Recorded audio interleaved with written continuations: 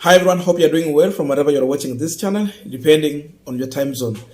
Now, Kenya as a country, we have had our own problems to do with the basic needs, of course, high cost of living, and some people even not affording basic need, including even shelter.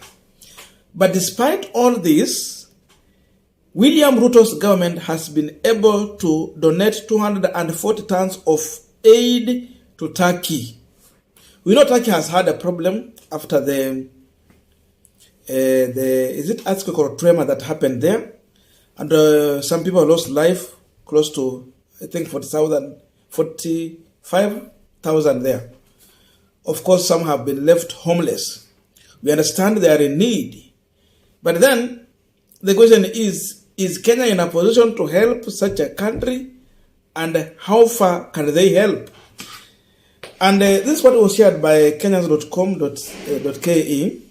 Kenya donates 240 tons of aid to Turkey, include tents, blankets, and sleeping mats.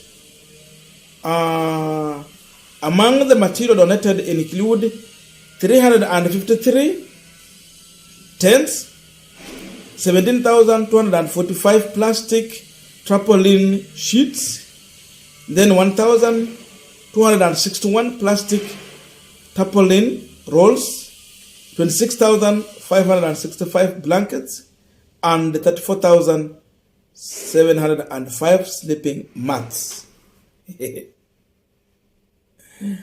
That is William Ruto for you. Reality is that Ruto is trying to play the geopolitics in the region when it comes to the international matters, just to show that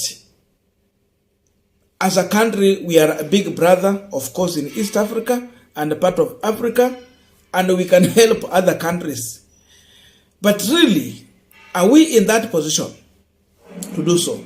Because as Ruto was doing this, there was another news that was shared by The Nation, whereby parents in Kajiado have been forced to go to school to beg for food. Wazazi wamefika kwa kiwango ya kwenda sasa kung'ang'ania chakula na wanafunzi shuleni.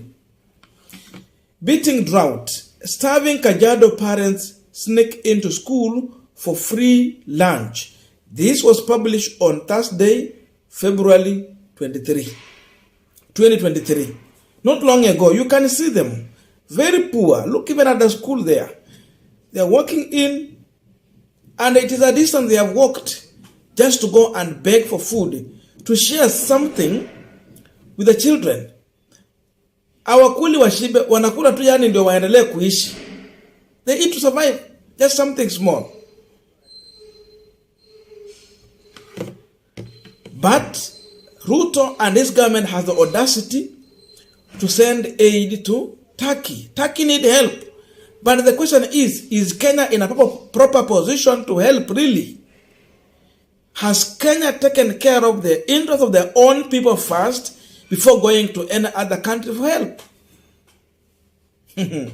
We are continuing with this panel discussion, but just a quick request. For those who are watching and you're not subscribed, please consider subscribing to our channel subscribers. I must say thank you so much.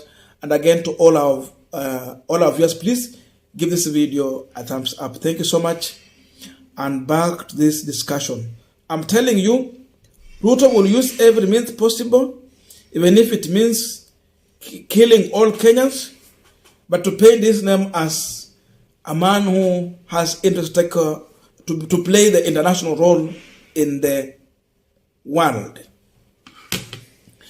Again, in the People's Daily, this one was shared today. They are talking about why 3 million children are out of school in Kenya. 3 million. While Ruto was sending aid to Turkey, 3 million children in this country cannot access education. Kenya is in need of aid, even to deal with education. But that small which we have got through taxes, Ruto is collecting and taking out to please other nations. Not that it's like you leave your children sleep hungry, but then you take food to your neighbor's children. Hata Mungu mbinguni hawezi, yani utalaaniwa tu. Mungu hawezi kuwa na huruma na mtu kama huyo. Ruto hahitaji kuhurumiwa na mtu yoyote, hata Mungu haifai Mungu akuwe na huruma yote kuhusiana na mtu kama Ruto. People are dying from hunger in this country. If you go to Kajiado, if you go to Turkana, people even don't have houses. They live in tents. Even those tents are torn. Wengine, they live in kwa msitu because they cannot even build a structure to stay inside. But this government can afford to take tents to Turkey. In this country, we have people who cannot even afford a blanket. But the same country is taking blankets outside to help other citizens in other countries. I mean, what's wrong with us? What's wrong with this government?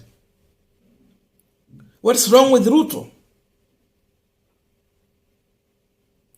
Sort your mess first before you think about helping anyone, so that whatever you are remaining with is when you will think to take out.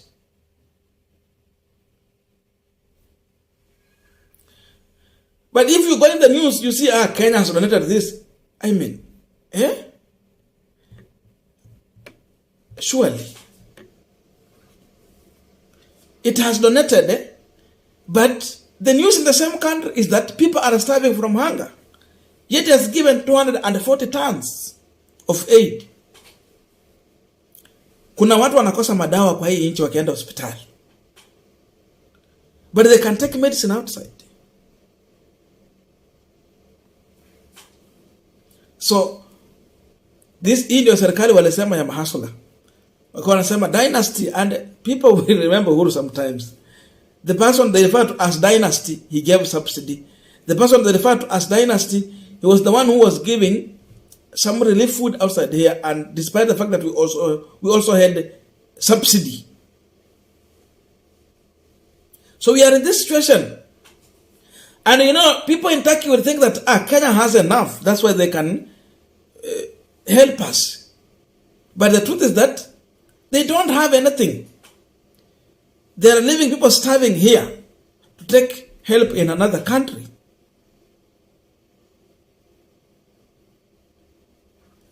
Then if it is coming to the issue of helping Kenyans, if you hear Kenyans are dying from hunger, they are starving, Rigathi Gachagua will be given a pay bill number. Then they will ask Kenyans to contribute money to help those who don't have food. Even no one normally account that money. No accountability. They will never tell us how they spend the money, how much they got. So it is us to contribute for our fellow Kenyans to get food. But when it comes to outsiders, who watu wenye sisi hatujui sana, then they take our money in terms of taxes, then buy those aid and take to those countries. Tulikosea wapi? So people must tell William Samoei the truth. You should not keep quiet when these such things happen. And I cannot be ashamed to talk about this. We know people need help, but first start from home. Let the people in Kajiado have something to eat.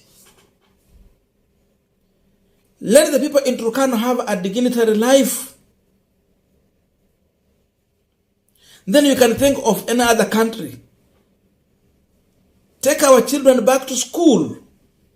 We should have free education before we think about anything else. Even that which Quebec gave, they came and they have removed. So where do you get money to send to this other country when our own children are seeking help from donors, from those NGOs? You see, this is very shameful. We are talking about 3 million children. But they will not see any problem in this. What they understand is to play those the geopolitics in this country, that they will be seen by international communities that Kenya is in this game.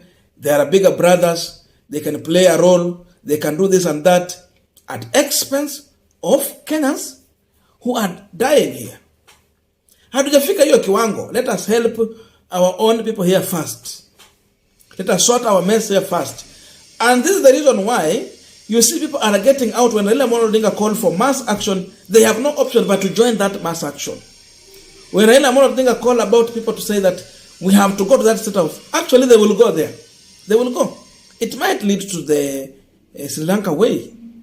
They will go because they see we have someone who don't care like there is problem in this country, who think that everything is in order and, like people are just living normal life. But there is problem. Ruto inafaa akuwa ameshtuka saizi kwamba kuna wazazi ambao wana sneak into a school just to get a meal. Let him do something to these people rather than thinking about other country where we have less interest. Sisi ni maskini tu, tunahitaji msaada, na kwanza tusaidiwe na zile pesa zenye ziko hapa kwa serikali yetu. So Kenyans are being robbed at expense of someone playing politics for his own interest gain, personal interest gain.